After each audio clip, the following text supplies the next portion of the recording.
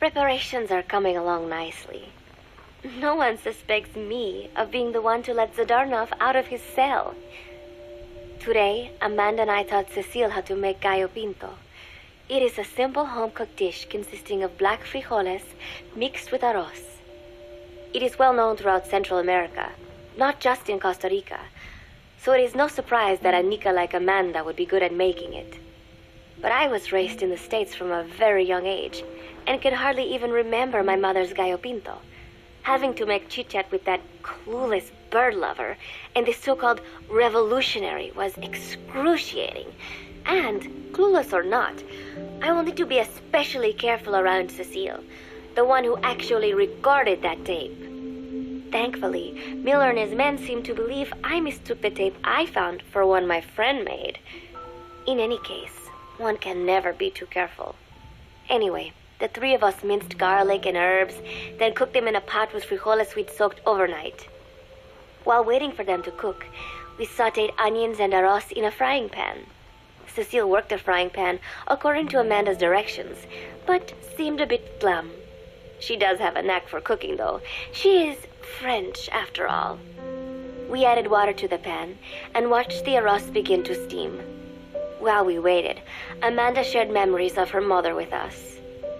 They had been separated because of Simosa, but the taste of her mother's cooking was still fresh in her mind. When the frijoles were ready, we drained the water, stir-frying them with the rest of the vegetables. Quite a complicated process for home cooking. Nonetheless, it kept them occupied. The longer we sat and talked, the greater the chance of my arousing their suspicions. With women, it is not enough to just bat your eyelashes and giggle. It takes a lot of effort to divert attention. When the arroz was done cooking, we folded it into the frijoles and added salsa, stirring the mixture as it simmered.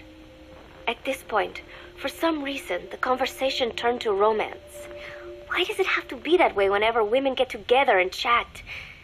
Cecile fancies herself to be well-versed in such matters, and gave Amanda all sorts of advice. It was harmless enough, until, to my irritation, she began pestering me whether there was anybody I liked. Not right now, I said, trying to dodge the question. But she pressed on. It's Snake, isn't it? I gritted my teeth and played it coy. Maybe. Cecile nodded and giggled. He is pretty sexy, isn't he? What a ditz.